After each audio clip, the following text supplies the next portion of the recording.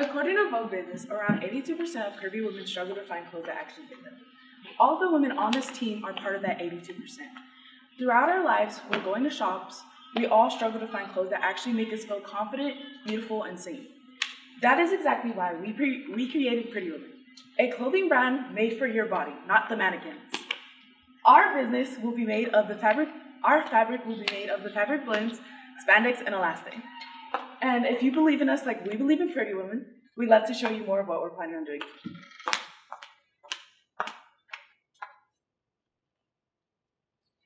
Hello, good morning. My name is Ariana, and I'm the CEO. My name is Nalina, and I'm the secretary. My name is Michaela, I'm the CTO. My name's Francisco, and I'm the CFO. And this is Lorraine, our CMO. So about 82% of curvy women struggle with finding clothes that are stylish or comfortable to them. And as a curvy woman myself, I struggle with finding clothes that fit me, and so I leave the store with baggy clothes or nothing at all in my hands.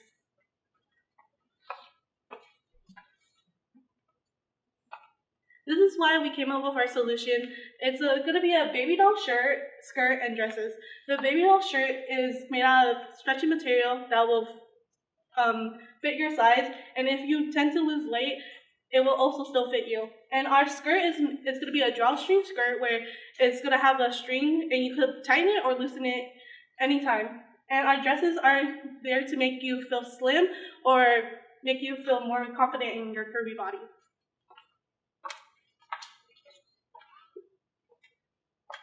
So our prototype is a baby doll top. Ariana's wearing it. Basically, we hand stitch everything. We went out, bought fabrics.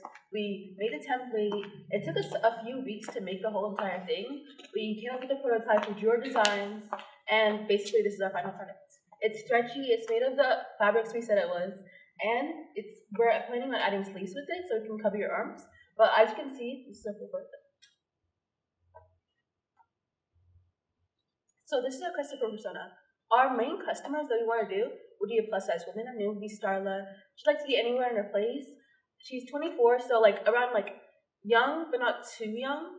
And she's basically, her main thing is that she likes confidence and styles, which is exactly what we bring.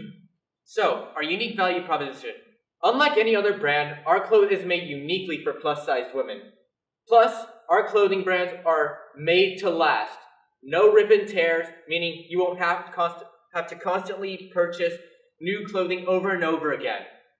And unlike any other clothing brand that may feel too tight or too thin for a curvy woman, which might make them feel insecure, it boosts confidence. Our key metrics.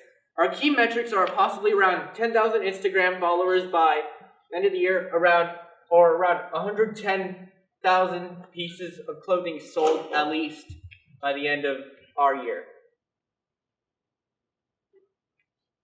So for our product market fit, we went to Fresno City College and we got a couple of responses from other plus size women in the community. All of the plus size women said that they struggle with finding clothes that actually make them feel confident and actually fit them the way it fits on the model or the mannequin. And we also got an analysis of the amount of people who would actually want to buy our product, and they all said yes, and they were saying that they were interested, and even left their email and other ways of contact. So, our ad campaign will be on social media, where we plan to aggressively start marketing towards plus size women in order to help the word of our business reach out towards the plus size women. This is our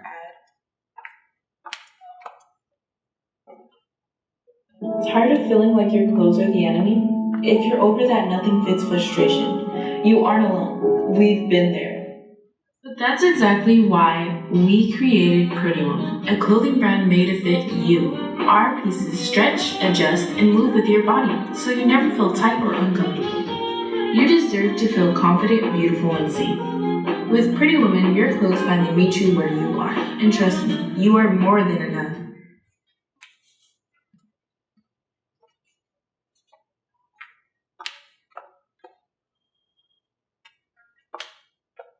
So, Cogs, Fabrics are around $13 for the fabrics we get for the piece, and labor is around $17 per piece of clothing made, with a total price of $25 at that cost to make each piece, with an average selling price of around $50, plus 10 extra for any custom designs that our customer may want to add to their piece of clothing. So, our total addressable market, which essentially extends to the entire United States, is around $1.7 billion, with around 23.2 plus-size women across the United States. Our SAM, serviceable addressable market, which is California, is around $209.1 million, with a total of 2.7 million plus-size women within California. Our SOM, our serviceable obtainable market, is around $6.2 million, with around 200,000 plus-size women within Fresno itself. Our units are 34.8 million for TAM, 4.18 million for SAM, and around 124.2 thousand for our SOM, with a total conversion rate of 3%. Our revenue. Our revenue will be around 6.2 million for our first year revenue, with a growth rate of 30%, with around 124.4 thousand units sold. Year 2, 8.7 million with a growth rate of 40%, with a total of 175.6 thousand units sold. And year 3, 13.1 million with a 50% growth rate, with a total of 263.4 thousand units sold. So, our 3-year plan. Our 3-year plan is to grow our loyal customer base through social media campaigns and such. Year 2, consolidate control over our market, which is the plus-size clothing market. And year 3, begin possible expansion throughout the United States.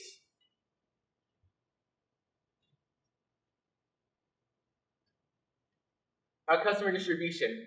We will get our products through fabric suppliers, which will then be shipped to us, then put in our online stores, and then delivered to our customers where they purchase, where we sell and they purchase, and in turn we get positive customer reviews and more customers along with it.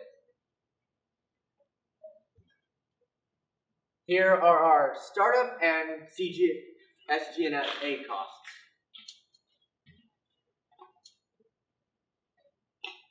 Okay, so this is a competition, and why Pretty Woman excels most of these companies. Many of these companies are not stylish and often give branding like clothes, while our personal people we want to come are middle-aged to teenagers that are plus-size women and just want to find cute clothes. They are also not good quality because they are mass-produced to just fit one size. They are all up to 6X, but Pretty Woman has good style. They're all stylish, good quality, and all up to 6X. Our potential pivots.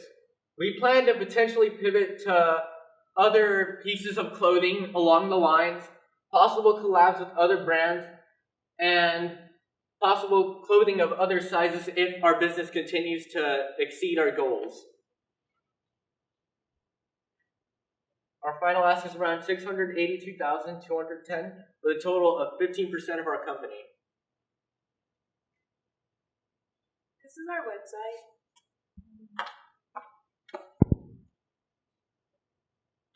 So this is our landing page. In the beginning, we have it. Right here, it'll represent our skirts, shirts, and dresses.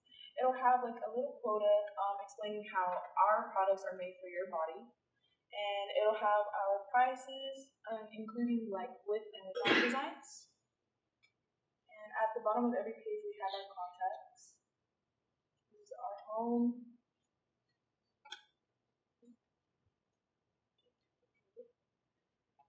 It basically just has a sentence or a quota of how we know how frustrating it is to go to different other brands and it's just they don't have anything for your size.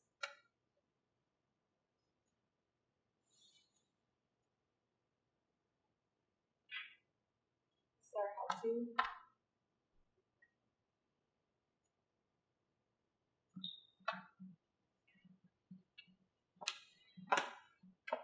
Remember, with Pretty Women, we provide you with the confidence that you deserve.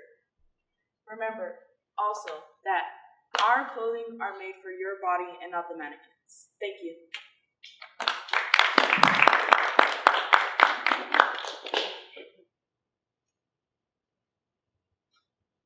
I have a question. So that you guys made that. Which this? You're wearing? Oh, yes. That's one of your prototypes. Yes. I didn't really hear, or do you have a plan to actually have the clothing made so you can keep up with the numbers you proposed? When I looked at how many you actually plan to sell per year, that's a lot. So, do you have a plan of actually in the future looking at potentially someone to manufacture and make them for you? Because who can actually manufacture and sell or make the garments on your team? All three of us can. Okay, so 3 of you can. How many can you make a day? Hardly. Just a guess. Probably like 2 a day. So did you plan on maybe looking into a company that could make them for you? we were looking into companies, but we were looking into seamstress. All right, excellent. I think the name is really good. I like what the name represents, but the name is also very common. I think you're going to have some challenges coming up with the .com name, which is going to help with your marketing and promotion. You may want to consider, I'm going to put it out there, then ask you a question, maybe wearepretywomen.com or something like that to kind of still figure out what that name is going to be. Have you guys consider what your .com name might be or not yet? Okay, so that's something to think about because you do have a very, very common name. As you probably could tell when you were trying to find an email and a social media like Pretty Woman is just kind of very, very common. So something to think about. I have a few more things, but I'll let some other judges kind of give some feedback. I love the prototype. I like the design. So you put a lot of thought and intentionality into the design. It's stylish, unique, and memorable. So kudos to you all for that. I love the concept. The concept is something that obviously meets a need that exists in the marketplace. And whenever you're looking at trying to develop a business, you want to try to fill the gaps that exist currently.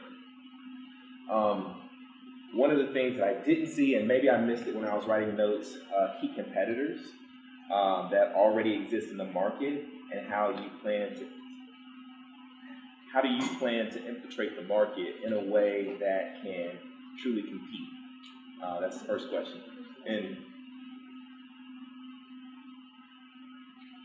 And the second question is, with these competitors, obviously, not only have they existed in the marketplace for an extensive period of time, but they've also mastered ways to get their product out to their consumers in a very efficient way.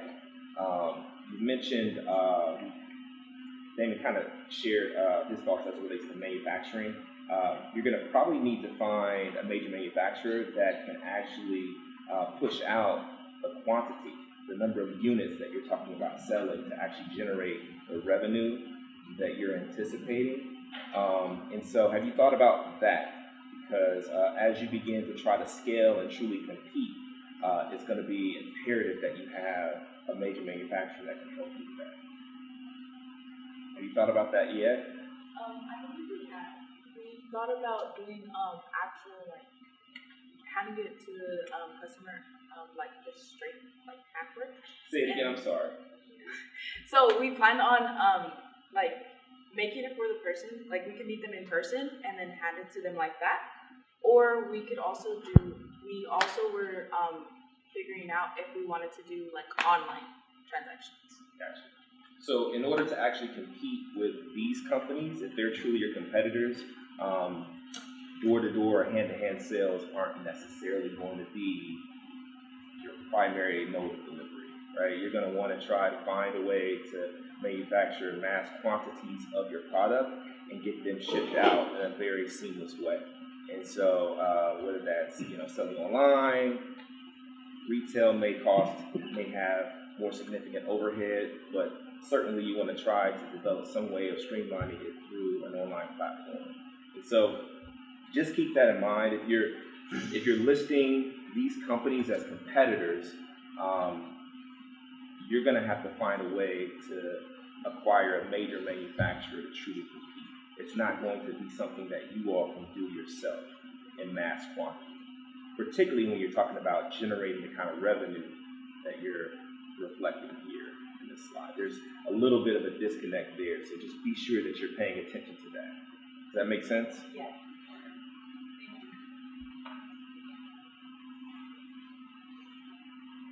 Can you do growth from year 1, 2, and 3 again?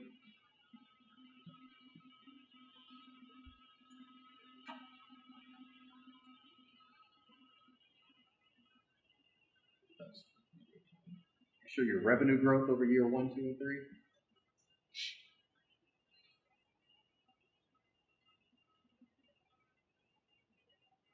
How much does each unit cost again? $50 per unit.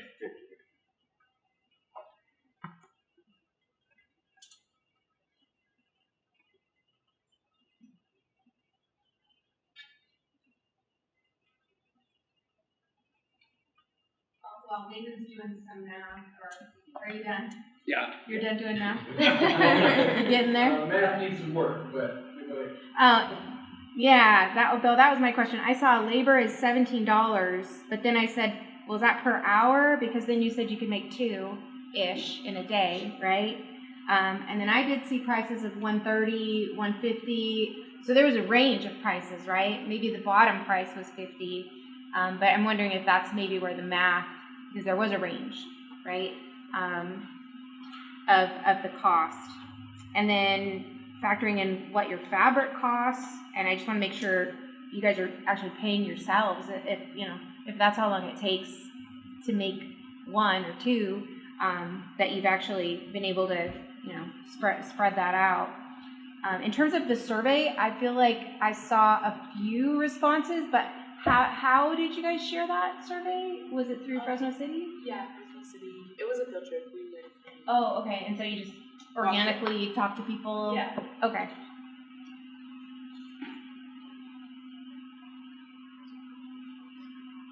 And I mean, yeah, to everyone's point about the mass production, because you probably will need to get there, especially if you're able to, if you are able to make that revenue, in order to sustain yourselves, that would be probably a good idea. Can you go to the slide that had the cost, the expenses cost? Yeah. Yeah. Have you considered the headcount costs for advertising and promotion or marketing costs? Anything there? We've considered them within our startup costs and SG&A. So thinking about your year 1, 2, 3 plan, can you actually go back to that?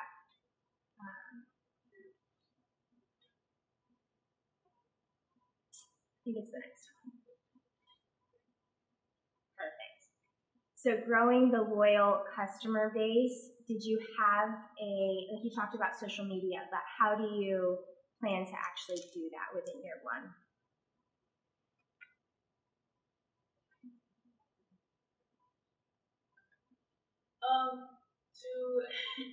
To basically grow our status or something like that. We plan on just posting, like, we want to post like more often to build up that level of views, I guess. And over time, we feel that people will actually see the idea and like it, because mostly, like, a big percentage of plus size women that we've actually met in person really liked the idea. And if that small portion, it can grow over time, especially if people really like it. Okay. Yeah, that makes sense. Word of mouth would be good for that year 1, and then thinking about year 2, just being mindful your marketing costs are going to increase exponentially as you scale. So keeping that in mind. For social media, did you have specific promotional ideas, influencer marketing, or anything like that? We could possibly collab with like other small businesses, like the ones in that class, or like just other people in general. And I feel like if we do collab with other small businesses, people will like the idea, and we can maybe create deals or promotions. And yes, we have considered collabing with influencers on social media during the process of creating this.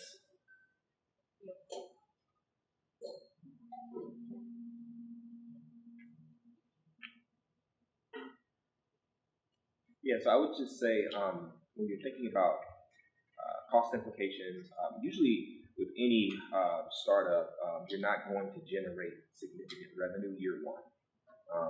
You're usually going to be in the red year one because there's going to be a significant investment. And as I look at I think your ask was a little over 600,000 if I'm not mistaken. And so even paying that back, right? Or if are you thinking about giving a 15%, 15% revenue share? Okay. Well, the whole point is when you're thinking about revenue and the cost implications that typically are going to be associated with the startup, usually you want to make sure that all the cost implications are reflected before you highlight revenue. Unfortunately, what I'm seeing right now, it seems to be a little bit of a disconnect as it relates to what it's going to actually cost to start your company up. Also, the manufacturing costs, when you factor in the marketing costs that are going to be associated with it, and even paying yourselves. I mean, all these things have to be included before you begin to really have a profit margin. Does that make sense? I'm saying, so just make sure that you go back to the numbers, maybe even work with someone who may be more proficient at putting together an actual budget plan for you. That way you can have a true idea of what your margins are going to be so that you can plan more appropriately year to year as you move forward.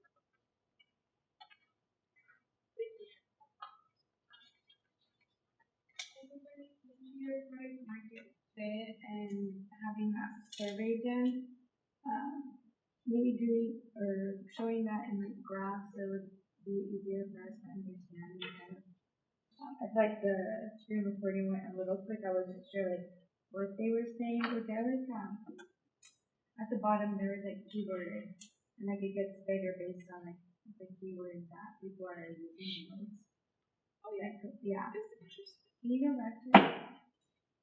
There was one slide really fast.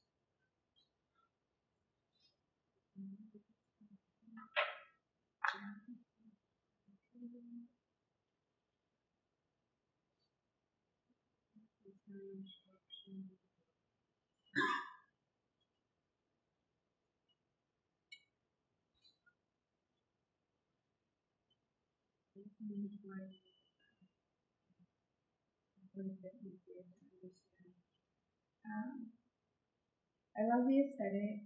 I feel like in some sides it might like my attention kind of goes away from the information and more on like the cutesiness of it, which is good because that's your whole vibe and I love it. But you're your ideal customer. I feel like San Francisco a little bit more exciting than the rest of you was interesting to see, but you know, this is your business. I feel like you guys should be extremely excited, especially since you guys are your ideal customer. So just lean in on being excited because this is, you found a solution for yourself. And you know, you already know that there's other women out there that struggle with the same thing. So just really lean into that. I think it's good that three of you on the team can actually manufacture the clothing. I just want to make one quick comment about the business model canvas. Let me know if this is right or wrong. Your customer problem on your business model canvas, you say many big girls find it hard to find stylish options. Maybe change that to plus size or something like that. I don't know. Maybe that's the cool thing to say big girls now. I don't know, but that's the wording. Maybe something to consider. But then your customer segment, you kind of say that you are also going to focus on smaller and bigger. So I'm still kind of confused on the customer segment. I would be when I look at the customer segment versus everything else that your business is about. I do understand you said if conforms to your size, but really narrowing down who that customer is, because you kind of veer away from it in that customer segment of the business plan.